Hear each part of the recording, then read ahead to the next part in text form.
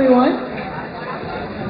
I am so excited to see this packed house of people. This is really a great Missoula event.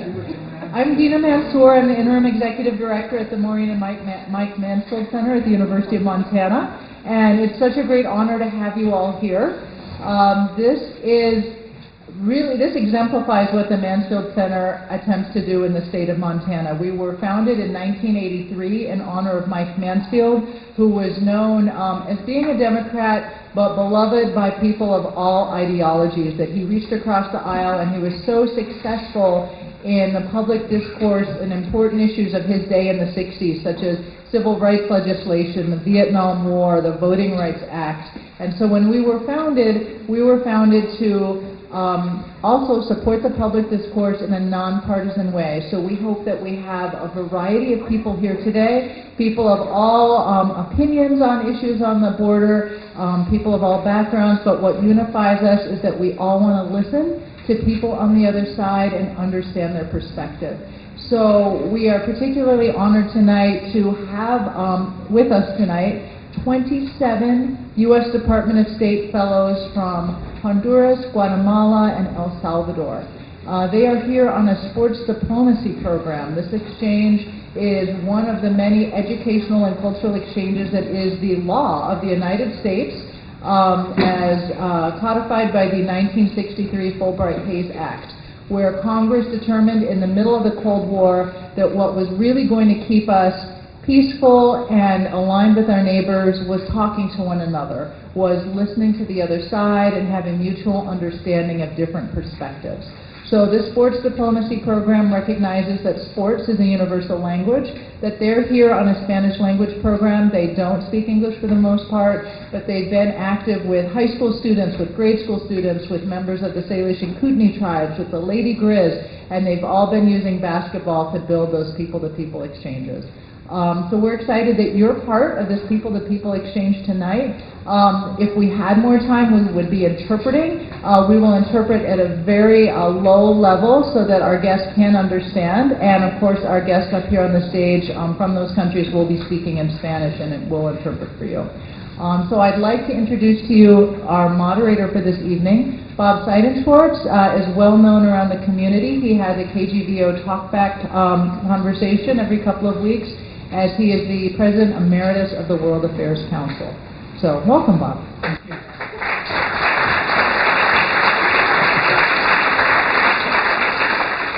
Welcome, everybody. This is an amazing turnout. I'm honored to be here to be a part of this discussion. First, I want to thank Dina Mansour and the Mansfield Center for making this possible, and the co-sponsorship of this program is with the Montana World Affairs Council, and our Executive Director, Janet Rose, is also here tonight. So thank you to both of you for making this possible. I'd like to ask Tony just for a moment, please. We can save our applause because we got a lot to get through, and this is about you folks here tonight and the people on the stage. Tony, if you would just briefly interpret. Please, I want to extend a very special welcome to our guests who have traveled so far to come here to Missoula, Montana. Sure. So good evening, everybody. My name is Tony Higuera. I'm one of the Spanish interpreters. I'm a 27-year Air Force officer, combat aviator, and my native language Spanish. My parents came from Spain. My name is Martin Romero. I'm a student at the University of Montana. I'm currently 22 years old, but I grew up in El Salvador, so I was 17. And tonight with us, we have our official guests. We have Ms. Aida Elizabeth Funes from El Salvador, and Mr. Jose Arturo Ostera from Guatemala. Now we can have some applause. Yes.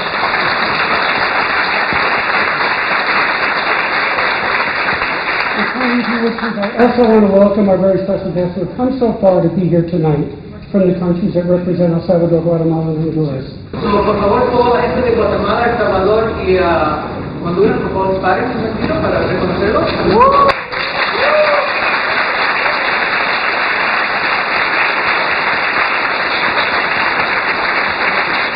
It is our honor to have you here tonight.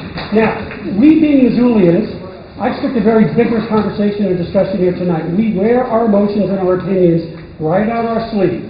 What I do want us to remember is tonight we are all diplomats representing our community and our country.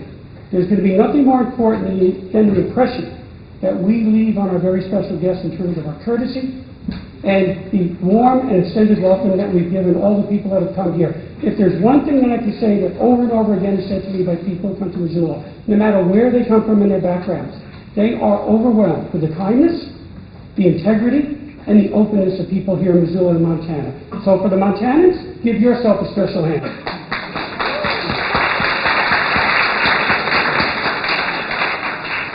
I'd like to get started here. We're going to have about each of our participants, roughly about 10 to 15 minutes of their particular topic that they're going to be discussing.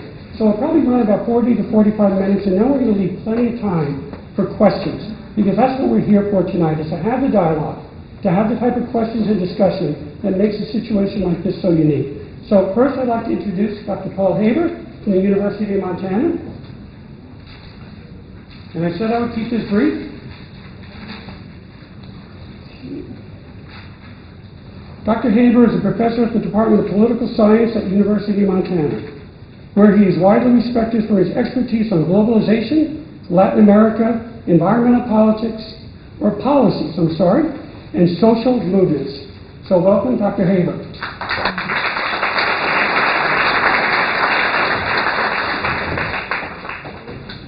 Good evening, everybody. I'm going to try to make several points briefly.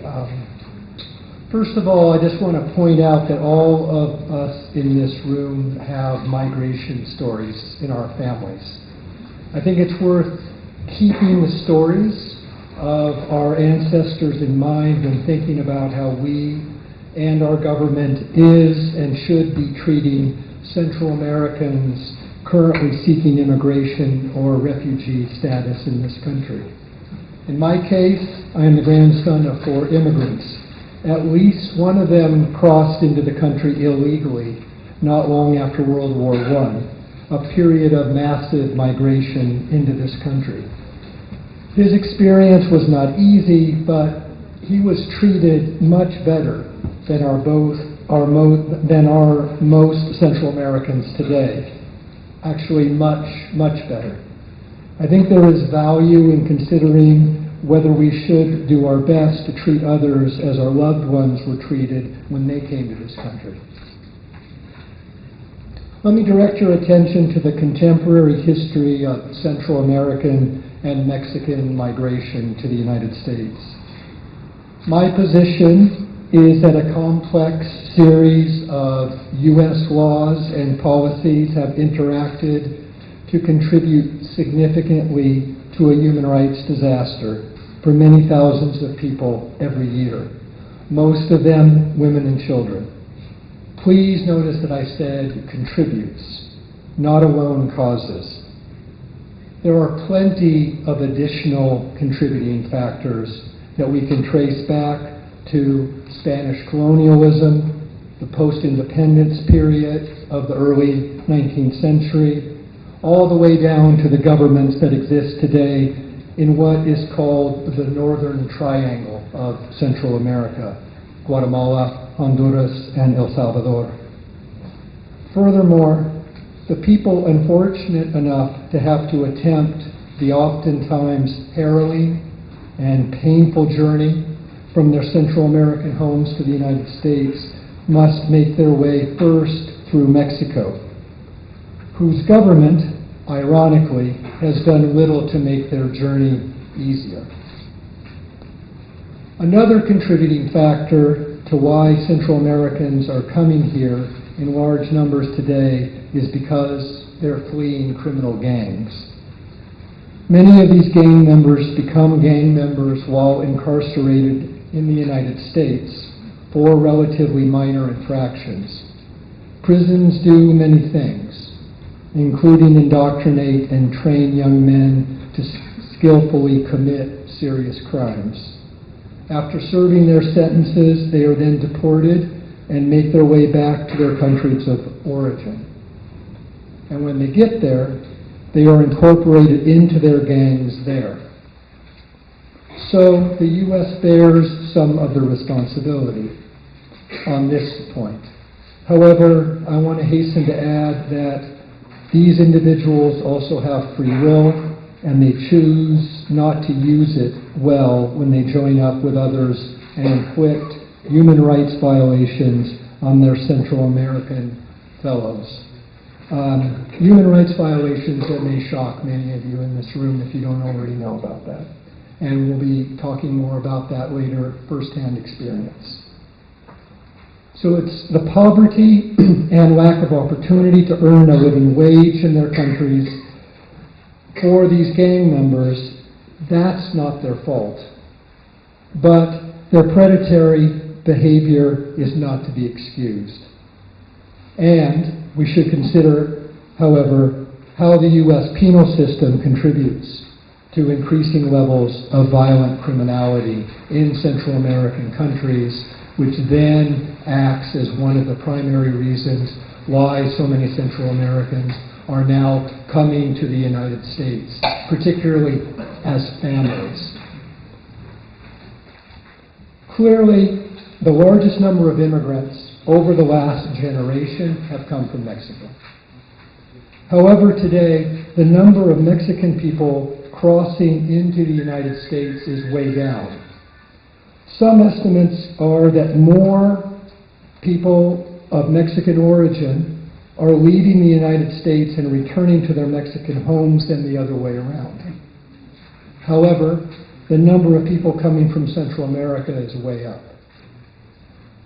The sharp reduction of people of Mexican origin results primarily from the restrictionist policies that have been implemented by the Obama and Trump administrations.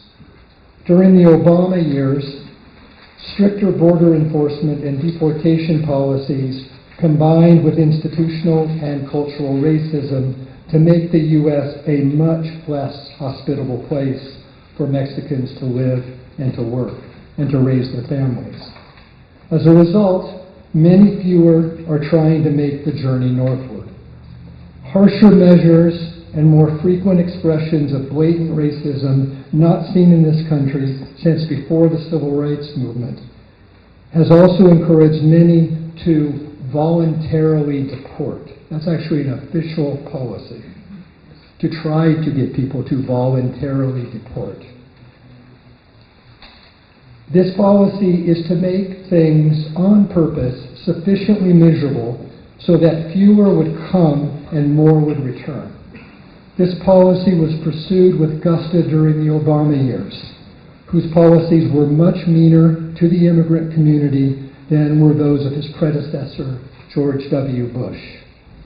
President Bush had been a governor of Texas whose economy is dependent on trade with Mexico. He and his family were quite well known for having liberal views on immigration. My point here is that this meanness policy of the United States is not a not of Republican or Democratic origin. President Trump, as we all know, can be rather blunt and bombastic, but he did not invent this policy. He has just pushed much harder and louder on the gas pedal, but not as much harder as many Democrats prefer to pretend.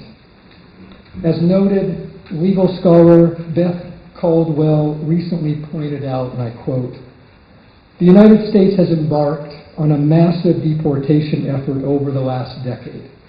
Its scope exponentially exceeds deportation efforts of the past. During President Barack Obama's 8 years in office, the United States deported more people than it deported in a 108-year period between 1892 and 2000. President Trump has set out to deport even more. Many who have been deported in recent years belong to American families. A quarter of the people the U.S. has deported in recent years are parents of American citizen children, and still more are married to U.S. citizens. When those people, out of the quote for a moment, when those people are deported, their families are split apart. The majority have been deported to Mexico. Over 2.6 million people in the 10 years between 2007 and 2016 alone. At least 500,000 U.S. citizen children now live in Mexico.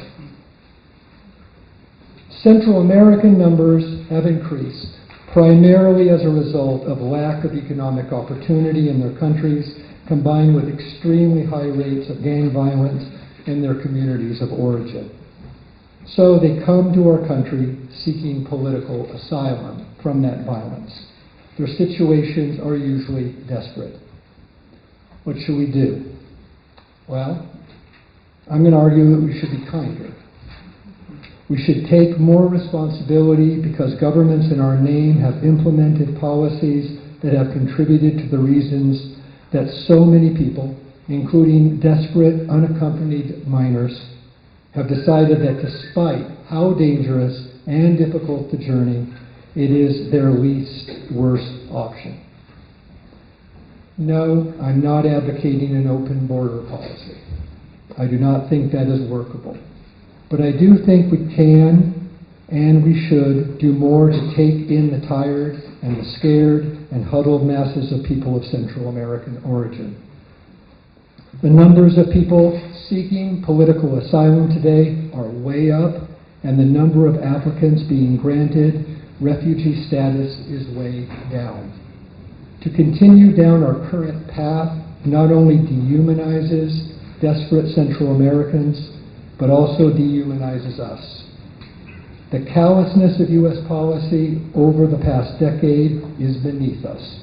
It is not the way my undocumented immigrant grandpa was treated.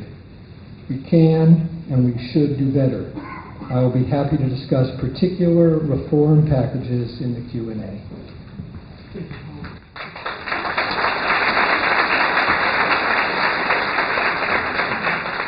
As you're going to find tonight, there is nothing simple about this issue and how we solve many of these problems. So now I'm going to introduce Professor Anthony Johnstone, who is at the University of Montana School of Law.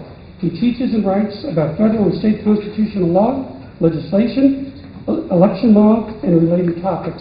I've had the opportunity on a number of occasions to interview Anthony on the radio show to give people an understanding of the differences and distinctions between refugees, immigration, asylum, and some of how we're currently structured. So tonight we're going to get a little bit of a glimpse of that. So Anthony, if you would, please. Thank you. Thanks, Bob, and thanks, Paul. Paul has, sorry to say, has laid out really the problem and the tragedy that has been building over years at our southern border and in our immigration system. I'm not going to propose solutions. I don't have solutions, but what I can talk about is the structure, the legal structure under which these problems have arisen, and the structure within which a solution, if there is to be one, is going to have to be found. So some big picture pieces here. First of all, going back to the Declaration of Independence, one of the reasons that Americans rebelled against England and the King was because, in the words of the Declaration, he has endeavored to prevent the population of these states, for that purpose obstructing the laws of naturalization of foreigners, refusing to pass others to encourage their migrations hither. In other words, the King had prevented migration, had kept people who this country was welcoming of from coming here. That was one of the reasons we became the United States of America. Well, what's the legal structure? The Constitution sets that up, and this is going to be very high level, but it really sets the stage for why we've been unable to resolve to the extent we can even call it a policy, I guess, the situation we have now. Who has power? Who's in charge of immigration? Well, Congress has the power to raise and spend money for the general welfare of the United States, to regulate commerce with foreign nations, although it's not clear that other than trade relationships that migration of human beings is part of commerce, and then to establish a uniform rule of naturalization. So Congress gets to decide the terms on which people can become citizens, and One of the greatest things that my students have the opportunity to observe in their work in the federal courthouse right across the street there is the naturalization ceremonies that come. But again, that's the terms on which to become a citizen. Those aren't the terms necessarily that people can come to this country or leave this country. So Congress's original powers over immigration are unclear. The executive power is vested in a President of the United States of America, the Commander-in-Chief. That has been one of the President's perhaps dubious claims for power over addressing the humanitarian crisis on the border. And otherwise, it's his job to take care that the laws are faithfully executed. So we turn back to Congress and what Congress has done. And then you have the courts, whose job it is to enforce both the laws that Congress passes and the Constitution. Those are the powers. What are the sorts of rights that are at issue with respect to the rights of migrants? Most of those follow from the 14th Amendment, ratified in 1868, that said that all persons, born or naturalized in the United States and subject to the jurisdiction thereof are citizens of the United States. A powerful statement to distinguish us from much of the rest of the world at that time of birthright citizenship. This was in reaction to the infamous Dred Scott case, which said that there was a certain class of people who, even though they were born here, didn't belong as equal citizens. This was a response to that. In addition, no person, not no citizen, but no person shall be deprived of life, liberty, or property without the due process of laws, and no state shall deny any person the equal protection of the laws. Again, these are all constitutional rights that belong to persons, regardless of their status, and the court, the Supreme Court has reaffirmed that. These are protections of all persons who the United States government or state governments are acting upon. Early on, immigration became one of our greatest debates. One of the worst laws passed in the history of the United States were the Alien Acts, passed by the Adams administration in 1798 to punish his political enemies who had support from the immigrant community. Albert Gallatin, who is the namesake of one of the three rivers that form the Missouri, it's actually Albert Gallatin, who was a Swiss man, came here and was a critic of the president and was an immigrant and forswore his allegiance to become a citizen of Virginia at the time because we didn't have a constitution. And he, throughout all of his time, targeted Adams and complained about his policies, led the opposition in the House of Representatives to the Alien Act after the Senate kicked him out on dubious grounds because they would not admit that he was a citizen. Madison, on behalf of the people of Virginia, said that the president had no power to throw people out of the country. That was not a power that we'd given the federal government. Jefferson said that our alien friends are under the jurisdiction and protection of whichever state they're in, not the federal government. And Madison, in complaining about the Alien Acts under which a president had used his powers to attempt to, I guess we'd call it today, deport his political enemies, said that there is no doom worse than banishment of an alien from a country into which he has been invited as the asylum most auspicious to his happiness, and where he enjoys under the laws a greater share of the blessings of personal security and personal liberty than he can elsewhere hope for. That's the father of our Constitution defending the rule of asylum for people who are seeking refuge in our country. That was as it stood for nearly a century. The federal government did not play a strong role after the Alien Acts, and Jefferson was elected and no longer enforced the Alien Acts. The federal government didn't play a role in immigration. The states generally had different policies. New York had one policy of welcoming people. Other states had different policies. After the building of the railroads, in part pushed by, there's a sad history of this in Montana, in part pushed by labor unions who viewed the Chinese immigrant labor as competition, Congress enacted the Chinese Exclusion Act, which said that under a treaty with China, that the Chinese who had worked here and helped build this country could never become citizens. And the U.S. Supreme Court, without really citing anything in the Constitution, but other than waving its hands and said that it's inherent in our sovereignty as a nation, said that that was okay. You could exclude people entirely from the country, and it established the federal government's power to regulate immigration. The federal government began to step into that with a series of acts, highly restrictive, generally race-based, into the 1920s, until after World War II, the United States, with this enormous refugee crisis coming from Europe and across the globe, enacted the 1952 Immigration and Nationality Act, where it got rid of the race-based allocations of who could come to our country.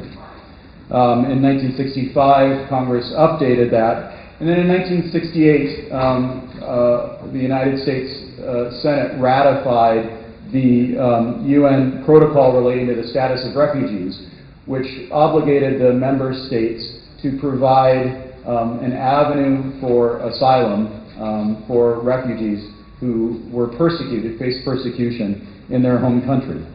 They had to have a well-founded fear of persecution based on race, religion, nationality, membership in a particular social group, or political opinion.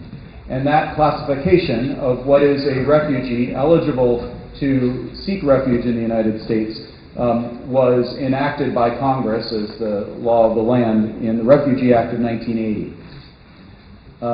Nothing of importance has happened since then with respect to our nation's refugee policy. We're living under a law largely written in 1980 with various procedural overlays on top of it, the shifting the authority around the different government departments. Under this definition, note that there are some big questions under there. What is generally economic status if you're a climate change refugee because your subsistence farm can no longer produce enough for your livelihood? That is not covered here. It doesn't directly apply to anything but state actions, state persecution, or in certain circumstances, states' inability or unwillingness to protect you from persecution. So if we think about the gangs, sometimes the immigration judges are all over the place on this. Sometimes that will do it. It's very fact-specific. Sometimes it won't. The former Attorney General of the United States, Jeff Sessions, recently ruled that domestic violence does not count under these limited categories. Right? These are categories that were established in 1951 after World War II and have been part of our law since 1980. They do not reflect the reality of who is seeking asylum in the United States and why. And still, people come to seek asylum, and that is a right guaranteed by international law, that is a right guaranteed by U.S. law. About 90,000 people last year sought asylum during their removal proceedings. So they came, turned themselves over, were subject to be removed from the United States as our law requires, and they said, wait, I am seeking asylum on these grounds. They were able to establish, they claimed a credible fear of persecution, and with that, and about 75% of the recent arrivals have been found to have a credible fear of persecution. With that, they're set aside, they're not removed, and they're set aside for asylum proceedings under which they could eventually be granted asylum. Technical term, asylum seekers are people who are already here or at our ports of entry. So generally at the southern border we're dealing with asylum seekers. Refugees technically are people who claim refugee status overseas and want to come here. And that is limited because that's voluntary by the United States. That's limited by a ceiling. It was set at a record low last year at 45,000 refugees And this year it's been set to 30,000 refugees. But a couple 100,000 asylees have come here and walked into the country or during their removal proceedings claimed asylum. There is a backlog of about 700,000 asylum applications requiring about, right now, 4 years to process. Only about 20% of those in the past have been granted. We'll have to see whether the conditions in Central America now are changing so that number will go up. But generally, Congress has given the President broad authority and discretion to set that, and our international obligations leave it up to us to set the processes. That, of course, raises the question, while people are waiting to have their asylum processed, where do they go? And again, it is under the law of the land, under the laws that Congress has enacted, the President and the immigration agencies have the authority to detain people for some period or release people until they come back for their asylum hearings. There's been an increase in people who have not shown up for their asylum hearings. That has been the claimed reason for the administration to increase the detentions of people, including the detentions of unaccompanied minors, and for a period of time, at least, the separations of families. That is all being driven by the lack of resources to process asylum claims and the broad discretion under a very old standard that international law and our Congress has given the President to decide how to implement these obligations. The Constitution comes back into this with respect to the due process required for asylum. It's a civil proceeding. It doesn't require, there are not very high standards of constitutional due process required here, and the Supreme Court has made clear time and again that it's not going to be interested in policing those heavily except in extreme circumstances. We've seen some lower courts recently, and this is something we can talk about more, some lower courts recently enforce some basic standards of due process and humanitarian standards under past settlements and current constitutional law, but those are the exception rather than the rule. The solution to this will need to come from Congress.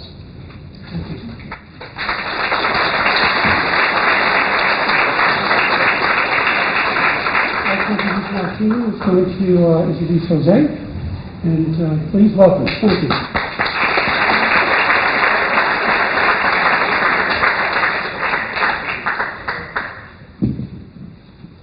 Buenas tardes a todos, mi nombre es José Arturo Asturias García, tengo 42 años de edad, he estudiado Administración de Empresas, Administración Pública, tengo un diplomado en Integración de Jóvenes Marginales en la Universidad de Haber, Israel.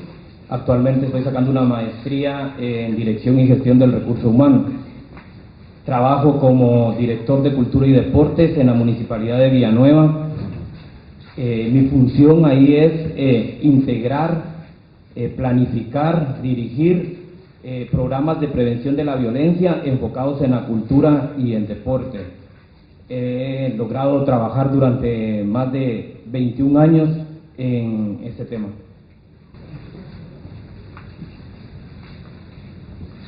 Good morning, ladies and gentlemen. This gentleman's name is Jose Asturias. He's 42 years old. He is studying business administration and public administration. He has a diploma in integration with youth in marginal areas from the University of Israel. Right now he's getting a master's in directing human resources. He has traveled, he works in a municipality called Villanueva in Guatemala as Director of Culture and Sports. He formulates plans, organizes, and tries to bring different programs together regarding culture and sports, focus on prevention of violence and making sure that all the youth have all their free time occupied.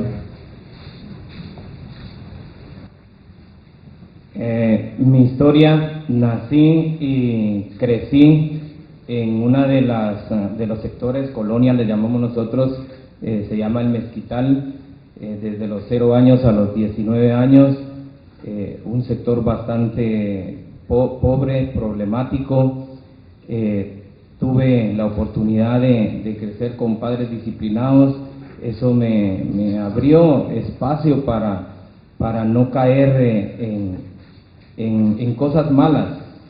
Estuve ligado, pertenecí a un grupo que muchos conocen, se llaman Maras, en Guatemala. No seguí esos caminos por lo mismo de la disciplina que me dieron mis padres. Logré salir de eso para enfocarme en mis estudios. Villanueva es un municipio con 1.5 millones de habitantes. Esto hace que las necesidades que tenemos como comunidad o como municipio sean grandes. Es el segundo municipio más grande de Guatemala. Necesidades grandes, problemas grandes, un crecimiento desordenado, que ahorita se están tomando medidas necesarias para cambiarlo, pero mi objetivo como persona es tratar de contribuir a que las cosas vayan mejorando.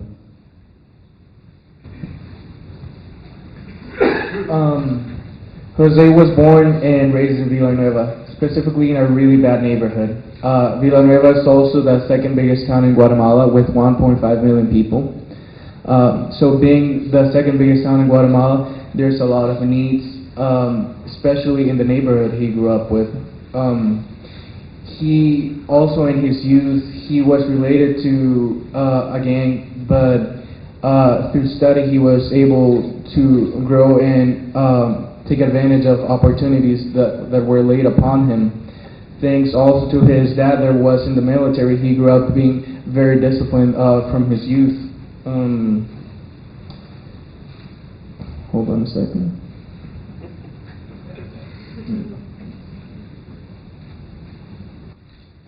Villanueva es uno de los municipios con los índices más altos de delincuencia. Con los amigos con los que crecí, muchos de ellos están presos, están muertos por haber cometido delitos o por haber hecho cosas malas. Yo lo que tuve fue una oportunidad de vida, logré conseguir educación, logré que me dieran educación mis padres, logré conseguir trabajo y logré darle desarrollo integral a mi familia. Y eso es lo que buscamos todos los guatemaltecos y eso es lo que buscamos todas las personas, tener prosperidad. Fui víctima de extorsión ya un par de veces trabajando dentro del municipio de Villanueva. Esto es un modus operandi que ha utilizado mucho las maras o las personas que se dedican a hacer cosas malas para lograr obtener dinero. Anteriormente en Guatemala se dio mucho el tema de los secuestros, secuestrar personas, pedir dinero en cambio. Eso paró, ya no siguió, se logró erradicar casi que en un 2-3%. En Guatemala es raro hablar de un secuestro, pero sí es súper común hablar de una extorsión. Yo siempre he dicho algo, en la calle te pueden venir a asaltar, quitarte algo, que regresas a tu casa y las cosas las vuelves a hacer.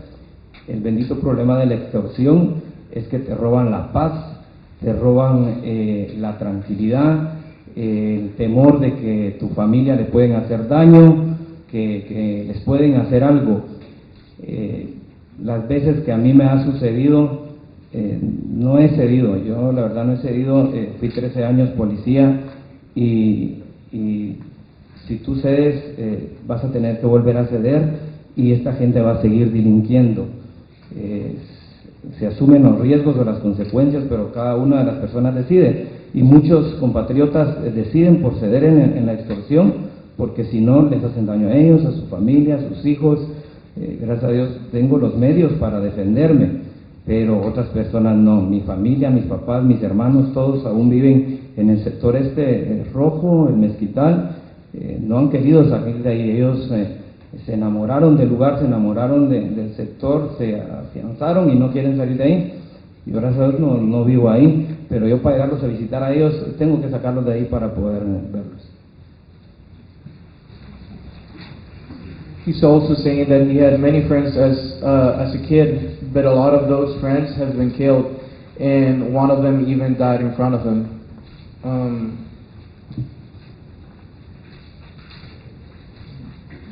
Also, a really big problem in Guatemala as well as in the other Central American countries is extortion. What they basically do there is that they will ask for a sum of money for them to not do anything bad to you.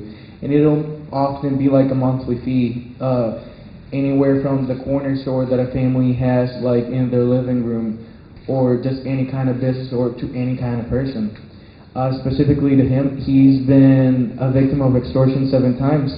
Fortunately, he has had the means to fight against them because he's a police officer, so he never gave in, not even the first time, because he had a gun. He was able to protect himself, so he never gave any money. And he says that if you do it one time, they will just keep doing it.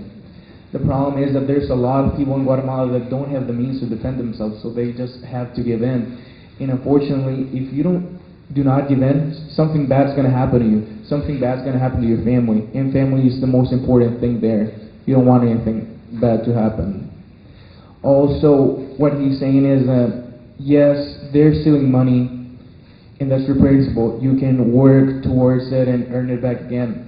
The problem is that all the fear that is born, you have no longer peace. You don't have all those basic rights, not rights, but things that are usual for us, peace, security, and it'd be so nice for them to have it as well.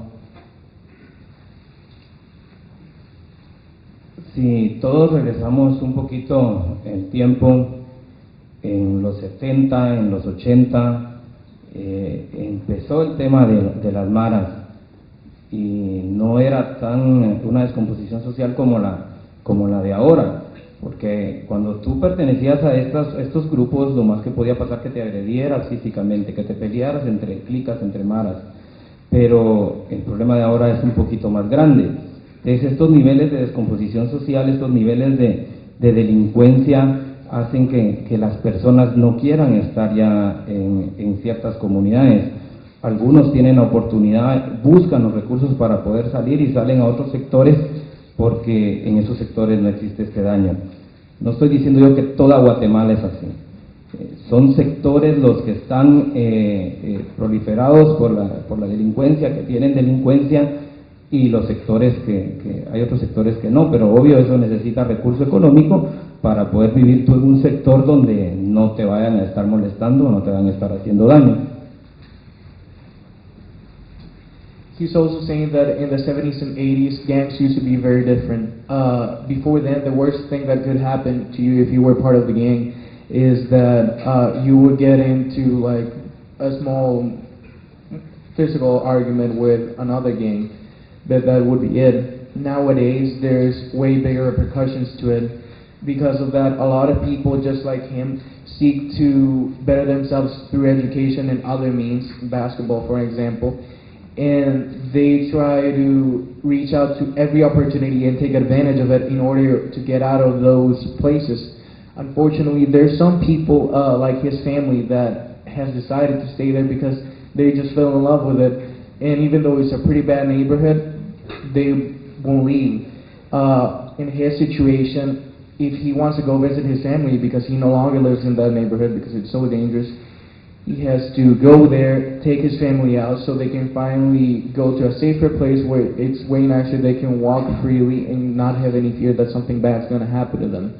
Something that he wants to point out though, that this is not a common thing in everywhere in Guatemala. It's specific sectors that happen. Yo quiero una mejor Guatemala. Yo quiero que mi Guatemala esté bien, que mi comunidad esté bien, y por eso trabajo día a día.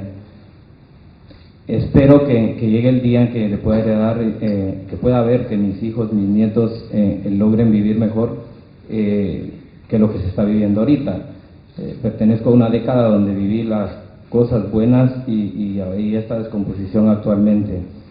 Y por eso me esfuerzo y por eso nos esforzamos muchos y cada uno de los que nos acompañan de Guatemala trabajamos y trabajamos por eso. Muchos lo viven, unos compañeros que vienen con nosotros son jóvenes marginales que están en proceso de integración.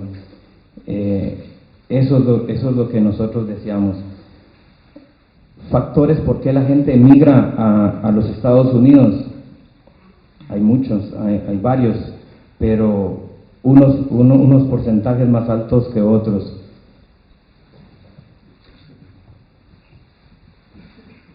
Jose, just like almost basically every other Guatemalan, wished to see a better Guatemala. Unfortunately, he grew up where everything was good, and he's always been seeing the decay. So it's really sad because he remembers all the good that is no longer there. Though, just like him, everybody there fights to see a better tomorrow. Also, some factors that affect the migration from Guatemala all the way to here is violence, insecurity, social injustice, poverty, between others. Podríamos hablar de todos los factores y los porcentajes que obligan a las personas a dejar sus comunidades. La delincuencia, la descomposición social, los altos índices de costo de vida, pero la verdad que las personas emigran y vienen a Estados Unidos creyendo que tienen una oportunidad que no tuvieron en nuestro país. Eso es lo que buscamos todos como personas, una oportunidad de educación, una oportunidad de desarrollo, una oportunidad de trabajo para poder cubrir las necesidades de nuestra familia. Primero sobrevivir nosotros y poder cubrir las necesidades de nuestras familias. Muchas de las personas que están en Estados Unidos de migrantes mandan la plata hacia las comunidades, hacia las ciudades y de eso viven. Yo conozco el área rural, hay mucha área rural de Guatemala que la comunidad en un 60-70% vive de divisas, vive de la plata que mandan las personas que están trabajando aquí legalmente. Eso les ha tocado porque en nuestro país o en su país de origen no han logrado encontrar esa oportunidad. Y repito, yo lo que tuve fue una oportunidad y le doy gracias a Dios que Él me la dio, mis padres que me educaron, pero eso es lo que todos buscamos, mejores oportunidades de vida para podernos desarrollar.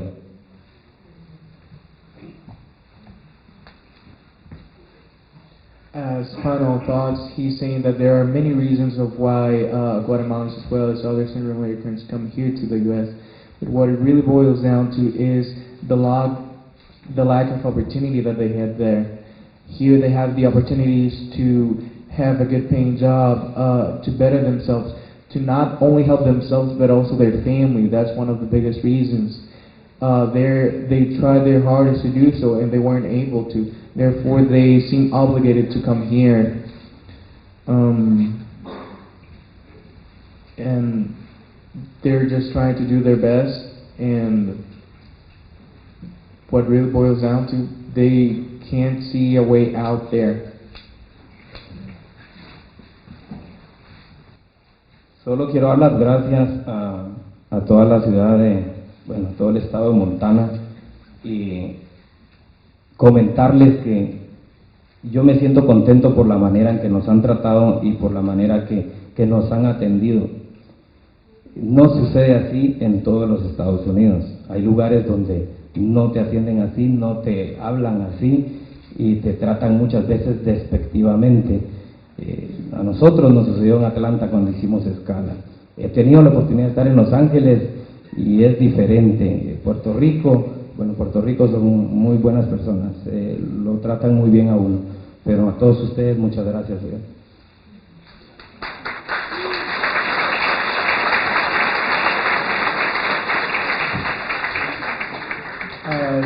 last thoughts, he wants to thank everyone in Montana because y'all have been very welcoming of everybody here. He has been to other places like LA, May I laid over in Atlanta, and the way they treat them there compared to here is so much better. You guys are more welcoming and accepting, and from the bottom of his heart, thank you.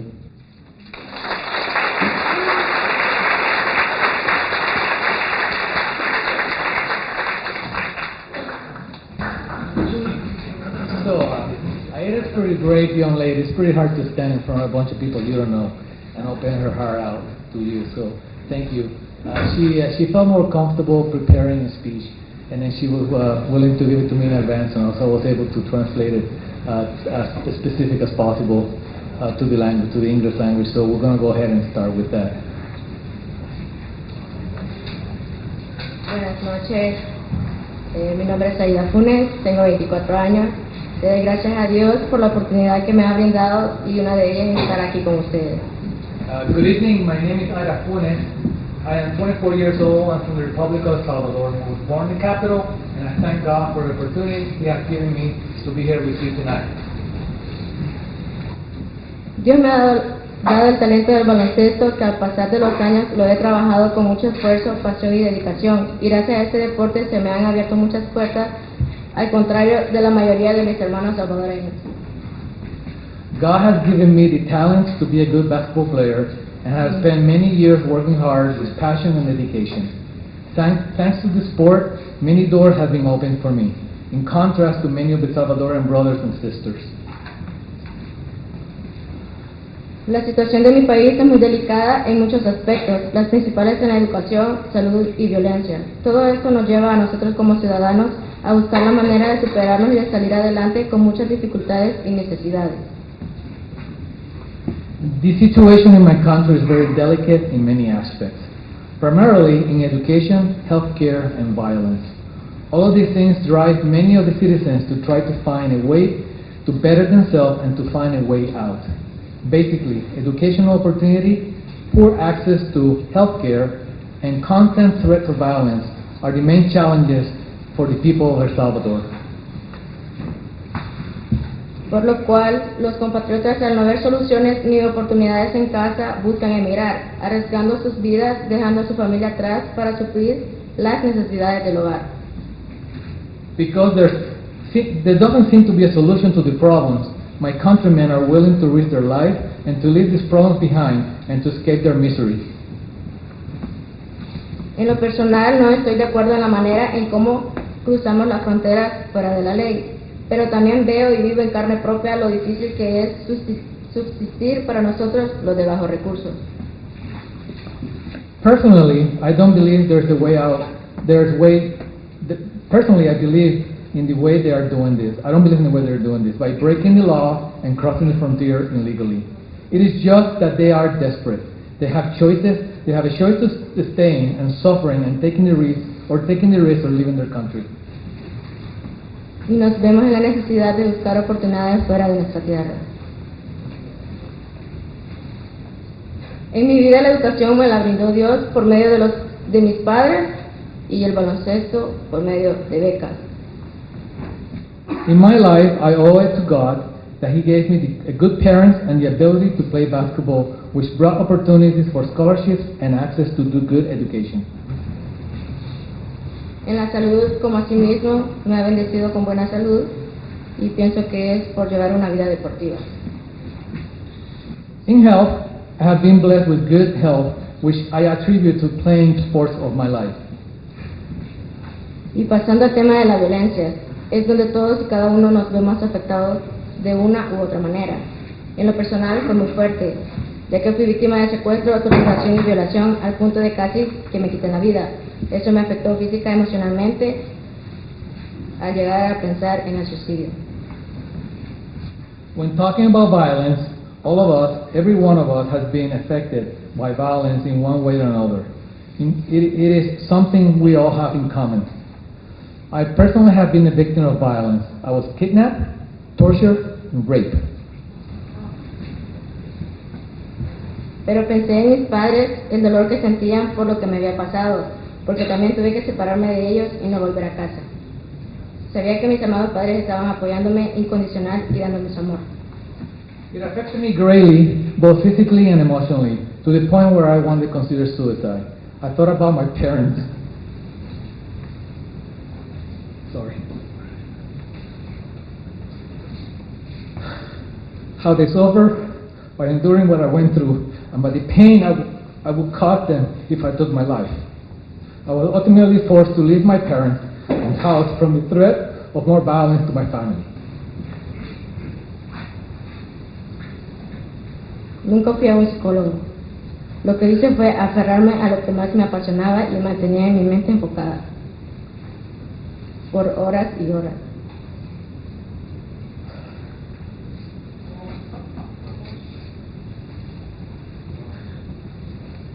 Y donde desaparecían todos mis problemas y pensaba en más nada que solo un balón y una cancha de baloncesto. I knew I had my parents' unconditional love and support, which meant a lot to me. I never went to a psychologist to deal with my trauma. Instead, I used basketball and sports as a way to recuperate myself. I play hours on end. This will help me forget about my problems. I will only think about basketball in the court, and the pain will go away. Y por eso es que aconsejo a todos los jóvenes o a todas las personas a nunca rendirse ni darse por vencido.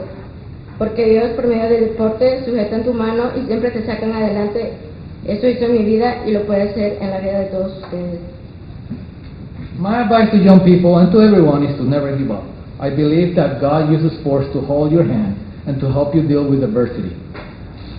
Through this, you can move forward and do positive things in your life. Y véame, aquí sigo de pie y de frente, con la cabeza en alto y con muchos sueños por delante, ya que Dios me dio la oportunidad de seguir viviendo. So here I'm standing in front of you with my head high. Many dreams in front of you. God has given me the opportunity to keep living. Repito, soy Aida Funes, amo mi patria, le pido a Dios haga cambios en ella. Y todo Centroamérica, Honduras, Guatemala, Nicaragua, Panamá. Buenas noches, bendiciones.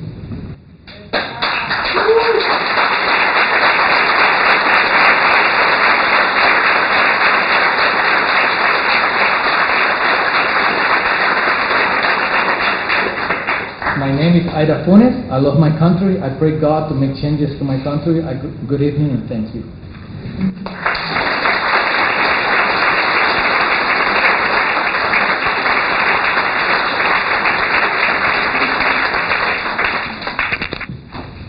Thank you so much, and a big hand for everybody that is here tonight.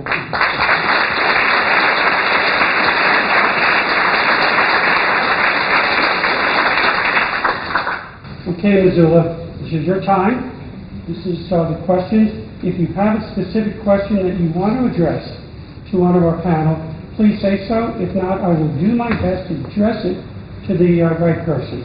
I think we just have one mic, so I'm going to ask Kelsey. I could make the voice here a little bit loud. So I'm going to give this to Kelsey. Please ask your questions. So, who would like to start?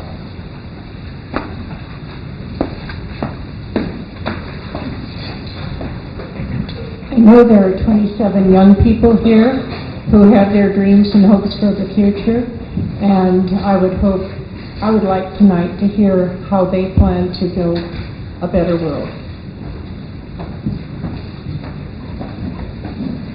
So a lot of our guests that are here tonight must be gay, correct? So what I would like to do, and thank you very much for your question, is we're going to have some time afterwards, and I think that may be a better time when we have our interpreters, so maybe you'll be able to talk to some of our guests to answer that. But thank you very much, and we'll make sure we will get to that. Question, please. Yeah. How do people from Central American countries now feel about the United States, given how we're treating them, sending them back, not allowing them in? Are they still willing to make the trip? Do they still feel it's worth it? This is a tough question because I would like to have some people that are coming up here. So I'm going to ask Jose, if you would please repeat the question. Martin, do you need her to speak? Yes, please. Could you please repeat the question? Given how our present government is treating people trying to get into the country, do the people of Central America still feel that it's worth it to come here, given that they might be just as abused here, maybe not killed, but still face a lot of abuse?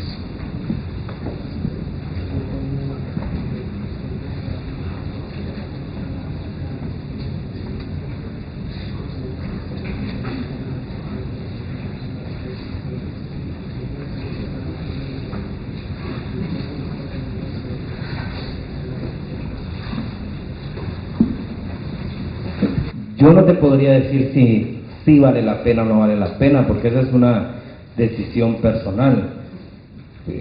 Mi punto de vista es no vale la pena, yo no lo haría, pero muchas personas es la única alternativa que tienen porque andan buscando una oportunidad, o sea, eso ya es personal. He's saying that he personally can't say that it's worth it, that is his case. A lot of the times you have plenty of people that are just looking for an opportunity, and since their country has denied it to them, their only opportunity is here.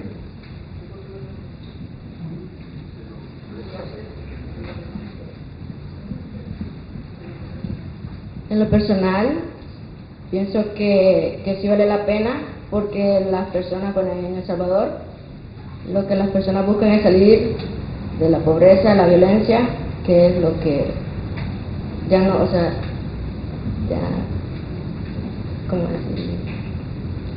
Con la violencia que vivimos, o sea, ya no le va a regresar como la vida, entonces buscan nuevas oportunidades, y creo que es más doloroso quitarnos la vida que unas palabras de racismo. So the main problem in El Salvador is violence, and she feels that some people are willing to risk coming out here and be maltreated, and but still live than facing death down in El Salvador. So it's worth it. I'd also like to ask Paul, do you have any comment you'd like to make in regard to the question? Just really briefly, they're coming. I mean, so they're here. And as has been testified here in multiple ways, the situation would have to be really bad in the countries of origin for people to endure travel first through their countries, then through Mexico, then through the border, to arrive here to having what you might call the normal difficult immigrant experience. So it's extraordinary that so many people are coming, and that so many families are coming, and so many women and children are making this trek, this incredibly arduous, scary, horrendous trip to get to the border. But the fact that the numbers are so high now just testifies to how difficult the situation is, which is why at least I'm very comfortable advocating for serious reform in both asylum and refugee policy, to take this into account. And we could talk even more about how the United States is involved in the process, like I was saying before. To just blame the United States for this situation is not accurate, it's not appropriate, but we share a major responsibility. Also, again, to Anthony, I want to ask you kind of along the lines of the question. Sometimes legal or legislative action has unintended consequences. And there's something that happened back in the 1980s called the Flores Agreement. You could just briefly describe that, and then what kind of has happened in terms of Ninth District Court has expanded that. So that in terms of from children to families and children, and what that may do to contribute to in greater numbers of people coming. Sorry to put you on the spot. Sure. Well, first, anything I could say could pale to the testimony of Jose and Aida, and thank you for that. Gracias. Very powerful. Look, we've got there's a 1997 agreement. One of the concerns, particularly with the treatment of families and unaccompanied minors, a case suggesting that basically the United States reached an agreement to, you wouldn't think it would take a legal agreement, but to treat children humanely.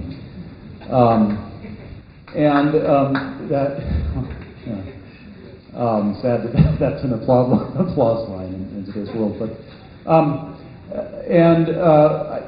think as Paul suggested, you can just look at the numbers. I think people are behaving rationally given the distress that they are in to put up with the challenges of coming here and the challenges of staying here with uncertain legal status. So it's the 1997 Flores Agreement isn't even the beginning of it. I mean, the bottom line is that the courts aren't going to fix this. The president who we own in a democracy as having elected is exercising powers that by and large Congress has given him, and that the courts are unlikely to in any significant way restrict except in the most extreme circumstances. And the Flores settlement itself is something that the U.S. government can walk away from, and very likely would be able to walk away from under the current Supreme Court. So this is a political problem that we own because it's not the judges or the law, it's our elected officials who have let this problem happen.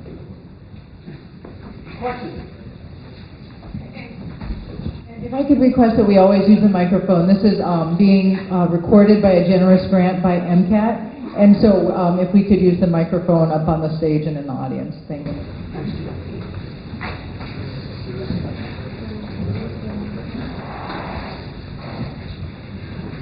I'm not sure I have this question fully formed, but I know that the United States has a lot of responsibility as far as things that we have done in other countries to cause a lot of people to migrate from their homelands.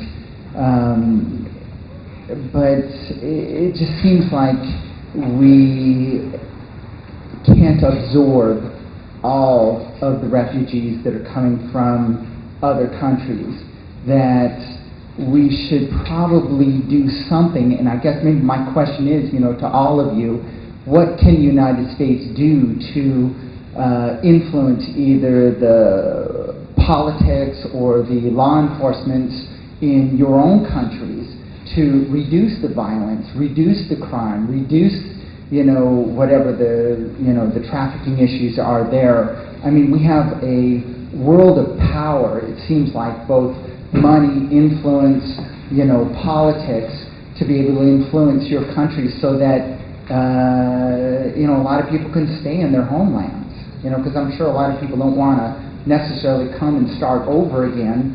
They'd like to have their own lands, happy, peaceful, and free so that you can have elections and feel safe in your own countries. What can we do? I'm going to address our question for Paul, please.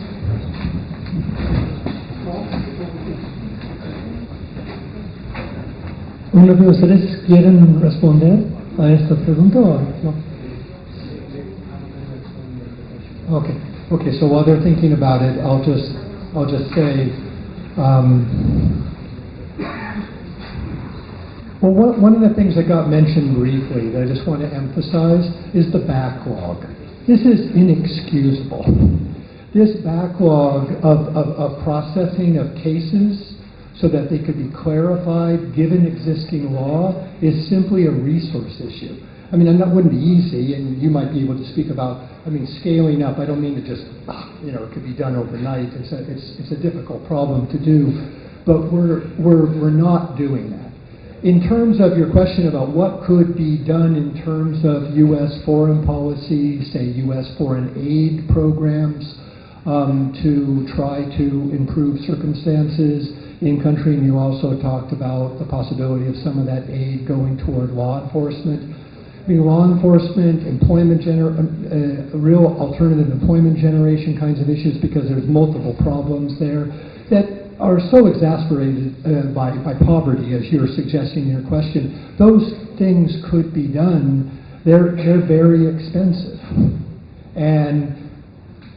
But certainly, if we ran, the United States were to increase resources, run through effective aid agencies, and that doesn't have to be all government agencies, doesn't have to be all Central American government agencies, or certainly U.S.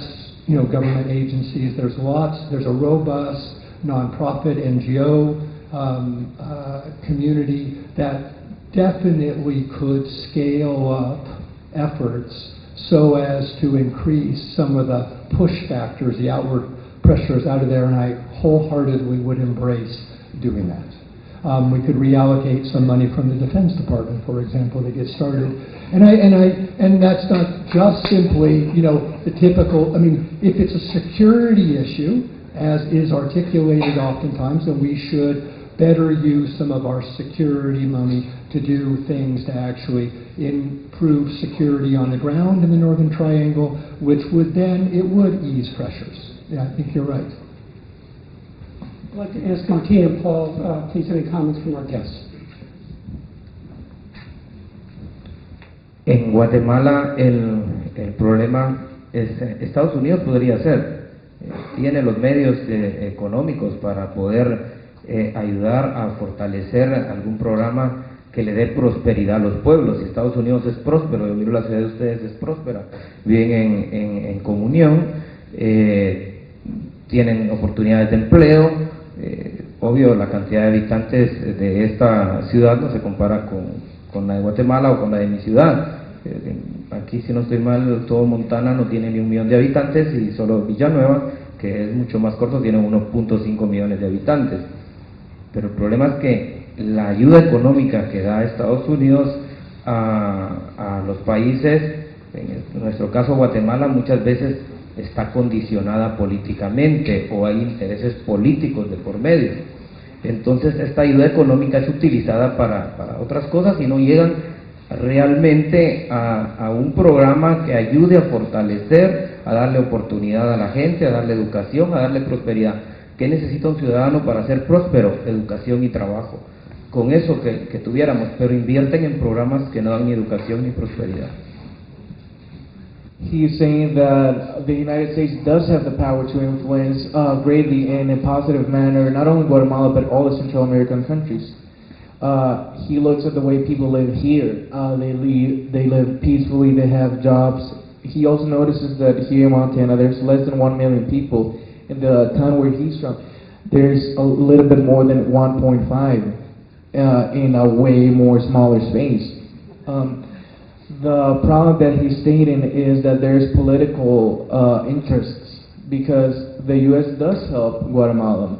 The problem is that all the money gets allocated to the representatives' pockets, the president, senators, all the representatives from the government, and thus not a little amount of the money gets to all the programs that would help the people. Because what Guatemala, as well as every Central American country needs, they need education and jobs. But how are you going to get that if all the money gets into the people in power's pockets? There's no solution to that. I personally want to add some thoughts that I have. I've been fortunate that the family that I grew up they were all very good critical thinkers.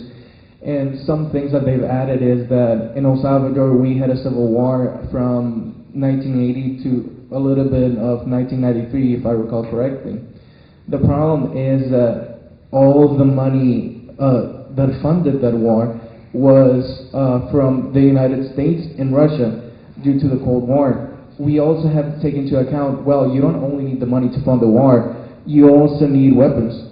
And the country that funded all the weapons, not only for the military, not only for the government, but also for the guerrilla, for the side opposing, was the United States. He was selling to both of them. And who was paying for it with their lives? Well, the Salvadorian lives. And this was in an effort to have more countries surrounding the United States with capitalist or conservative government. Because if they had like a leftist government near the U.S., that would be very bad to the U.S. We have the example of Cuba. So this has been that civil war, as well as many other conflicts in Central America, due to the biggest interest that the United States has with other countries such as Russia.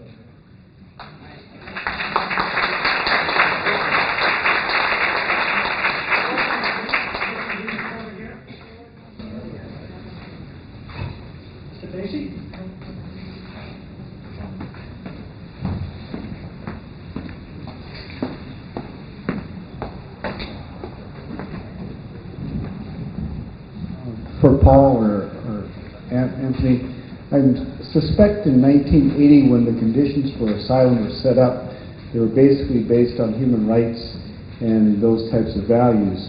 Are you afraid that if something does get reauthorized in this current climate, that the conditions for asylum would be so restrictive that they would not include things like human rights and the like, and the number of asylums that might be granted under, if it were reauthorized, would be dramatically decreased?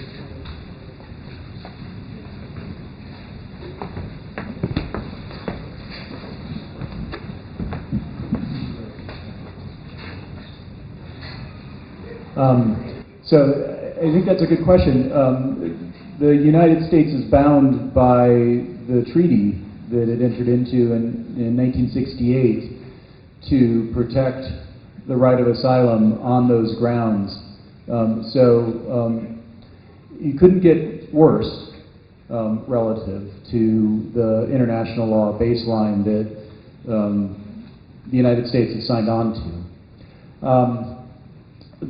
The question of whether it could get better, they're pretty broad categories, and so one of the things that, again, it's highly fact-specific, and I remember it when I was working for the Ninth Circuit, handling immigration cases and seeing the claims for asylum. A lot of it would just depend on which immigration judge you got. It would depend on very, very fact-specific things, but there is room within the current standard for courts to reach different views. So the idea of a social group that you're being persecuted as part of. The Attorney General has ruled out sexual assault as part of that, but in general, sex, gender, other sorts of sexual identity-based discrimination has been recognized by some courts under the current standard. And so the current standard is, it arguably has room to be somewhat flexible. The real problem with it, with respect to the current problem, is it's not about economic dislocation, and it's not about the sorts of crimes of violence, just general crimes of violence dislocation without a particular political valence. And so you'd see cases where if the gang was motivated politically, the person could get asylum. If the gang was motivated just by money, the person could not. And so that's probably the issue. But that baseline is set by our duties under a treaty that we've ratified, so that's unlikely to change. Hopefully it's helpful.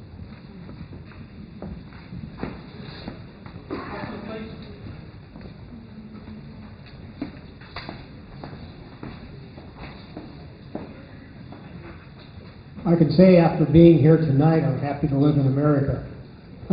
Everybody wants to come here, it seems like. The issue I see is this lady over here asked the question, what can we do to solve the problem?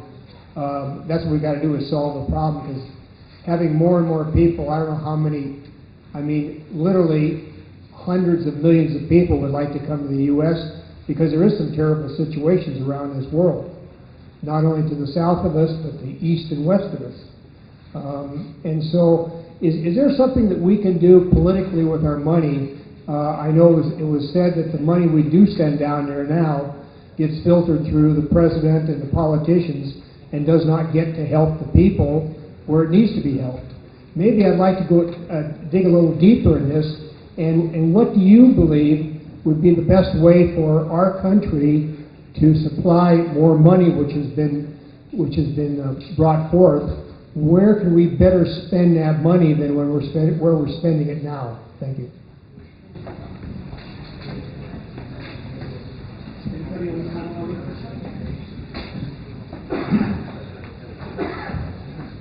One of the problems from my perspective is that U.S. Foreign aid programs, USAID is the primary agency. That exists within the State Department. That's not inherently the case. There's a number of countries, Great Britain would be an example, in which the person who's in charge of international development, poverty mitigation issues globally has a cabinet position similar to the Secretary of State. So they're at a parallel. We have it be below, so that agency is then structurally located so that it needs to respond to the diplomatic mission of the State Department, which is partly the reason why the aid oftentimes gets politicized. That could be changed. There are a number of organizations in Washington, D.C. that are working very hard to make that single reform be different, so that the logic of development and poverty mitigation is separate from the diplomatic mission. I mean, diplomatic mission is legitimate, the development mission is legitimate, but they should be on par. They're somewhat different. I would take a somewhat more optimistic view about aid money than some other people might. The money can be spent well. It's tax dollars. Those tax dollars should be accountable for having results. If the mission is poverty mitigation and development, not maintaining diplomatic relations with a country in which we want to continue to have good diplomatic relations, then the agency will be held accountable to those criteria. And the money need not go through government agencies. I'm a believer of sending money through government agencies as long as those government agencies in Guatemala, El Salvador, Honduras, etc., actually use the money well, and there's decent metrics in place so that money can be traced and evaluated and held accountable for results. In situations where governments can not demonstrate that they have the capacity to use the money well, then the money should go through civil society organizations. And there's lots of civil society organizations that can do that. It's one of my prime areas of research is foreign aid in Latin America. And I could talk with you for hours about extremely well done programs, some of which are done by the U.S. government itself. One of my favorite agencies, if you ever want to look it up, is the Inter-American Foundation. It's based in Arlington, Virginia. It is a great organization that runs really good programs in Latin America and gets extraordinary results. It's a U.S. government program, independent from the State Department. And if I could just add, the foreign affairs budget is less than 1% of our national budget, and of that 1%, foreign aid is just a tiny fraction of that. So if you look at the investment we try to make in these countries to try to bolster their governments and their economies and reduce poverty, it's minuscule compared to what we spend on defense and other budgetary items.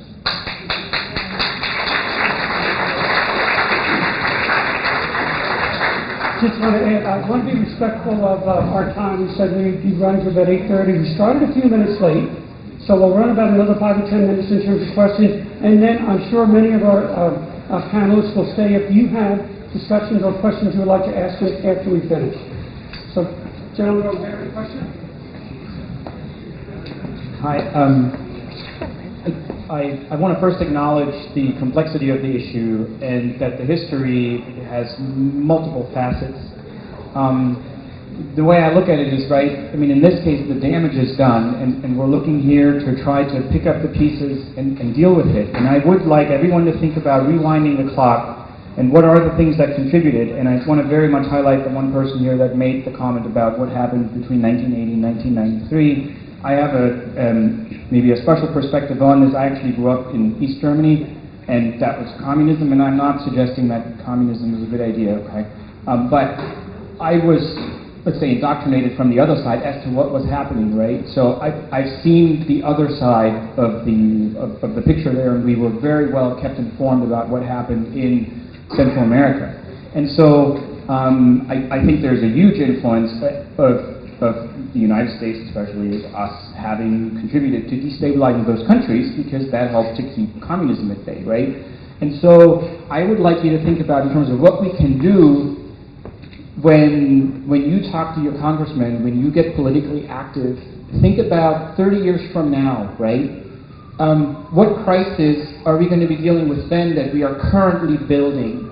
And so keep that in mind as well. We absolutely have issues to address here where we're paying the price, right, for a lot of our policies that were supported. We or our ancestors, our parents thought they were justified. But I'd like you to think about this whenever you see us making a decision, us, the country, politicians making a decision about how we intervene in the world.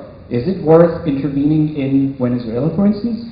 Or are we just going to then fast forward and 30 years from now there's going to be another meeting in Missoula and we're all going to be shocked and we're going to be trying to figure out, well, how do we deal with that, right?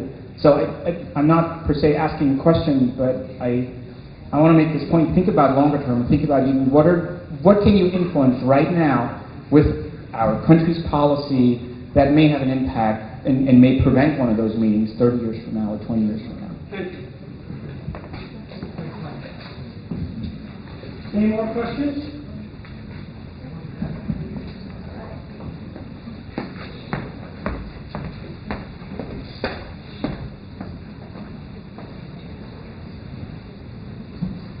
So it's pretty obvious that our government doesn't come up with a solution. I think it's pretty obvious that governments in other countries don't come up with solutions. What I would like to ask is, from our Central American guests, is what would you do to solve the problem in your country if you had the purse strings?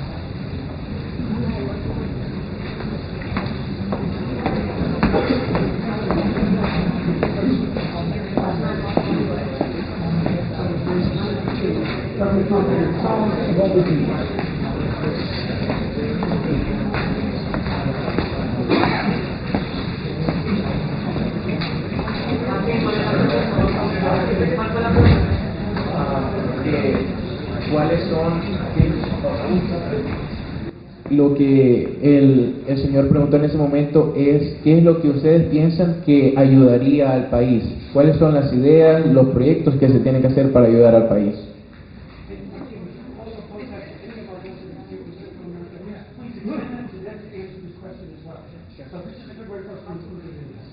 Y que si ustedes tienen algún pensamiento, que por favor pasen por acá para que puedan responder.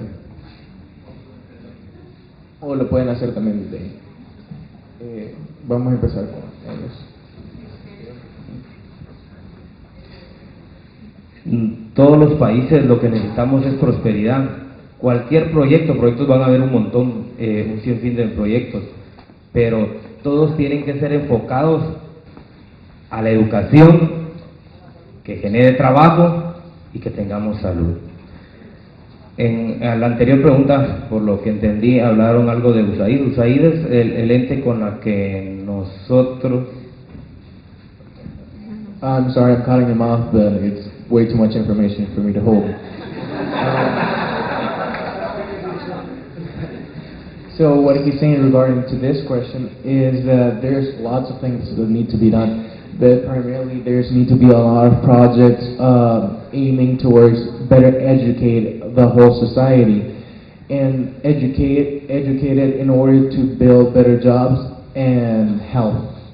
Those are the main issues that Guatemala needs to focus on, and he's going to say more words right now. USAID es la institución que administra los fondos de Estados Unidos para ayuda internacional. A Guatemala llega a través de ellos, sacan licitación pública, la ganan ciertas instituciones, allí va un proceso de desgaste económico porque esta ONG va a tener gastos administrativos, va a tener todo. Después hay que hacer otros convenios para que otras ONGs se ejecuten y después ejecutamos de manera cruzada Estado con ONG. Pero esa ayuda va indicada para qué tiene que ser utilizada. No podemos utilizar, yo quiero y propongo un programa de educación donde quiero enseñarle a los jóvenes, capacitarlos para que tengan capacidades, valga la redundancia, en electricidad, en algo que les genere trabajo, genere empleo. Necesito instalaciones, necesito el equipo para poder trabajar, no puedo comprar eso. Pero sí puedo gastar la plata en hacer una reunión, pagar los viáticos de todos, pagar el hotel, buen hotel, y en eso sí puedo utilizar la plata porque para eso está destinado. No dan activos fijos. No sé si me explico al hablar de activos fijos. He's saying that also when the U.S. Sends money to all those countries, there's way more problems than just the politicians getting the money into their pockets. Even if they were to give all that money, a bunch of nonprofit organizations have to work towards getting the project and getting the money. After that, those nonprofits have to work with the community. Then maybe the community needs something like education programs with a structure and let's say machines and everything in order to teach youngs how to be electricians or how to be wood carpenters, stuff like that. But unfortunately, all that money can only be spent in a specific way, and it won't allow the community to spend that money in what they actually need it for. Let's say the building, all the machines, all the teachers. But the money can be spent on, let's say, oh, we need to make a meeting to talk about how we're going to help. Oh, we can spend all this money on the hotels, on the food, etc., etc., etc. They can spend it on that, but not on what's actually going to help everybody else.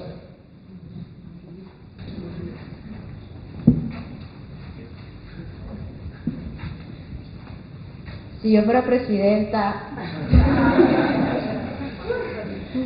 solo he vivido 24 años, pero en mi pensar, yo mandara a hacer más escuelas en los lugares donde no hay acceso a los niños de escasos recursos, más oportunidades de trabajo para jóvenes, porque los jóvenes somos el futuro de nuestro país y no hubiera corrupción. She's only 24 years old, but she was president of El Salvador. She would like to see more schools to teach, because the youth is the future for the country, and that's where they need to start. And obviously it's not a quick solution, there's no quick solution for this, but we need to start somewhere, and there needs to be a plan that's long term, and it's with the youth first. Schooling and less corruption.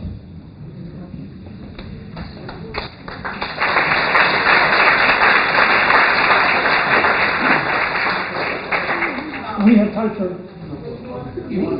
was just saying, you have a question here?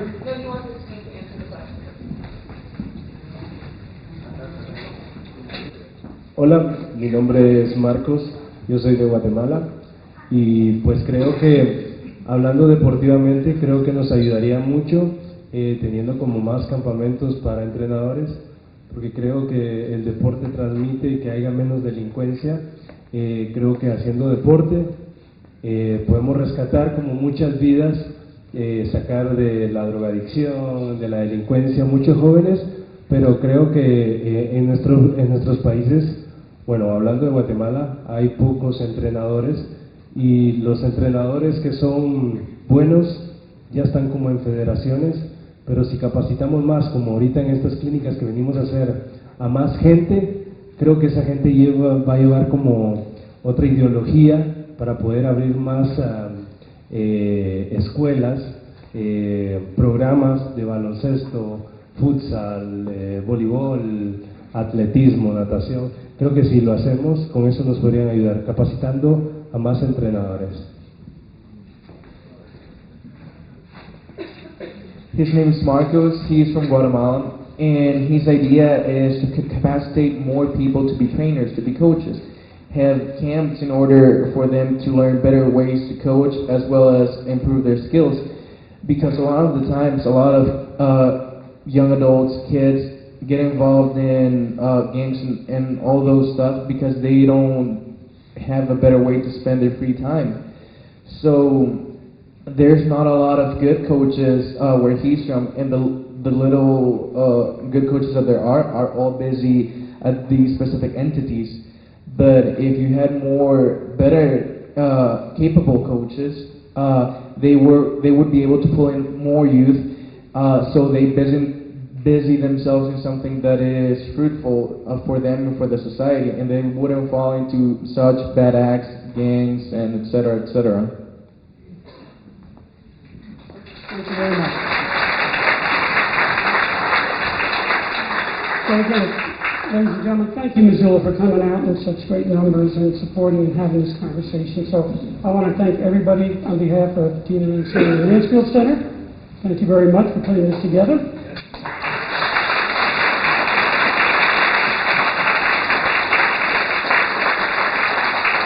And of course, a very special, heartfelt thank you to our guests and everybody that participated tonight.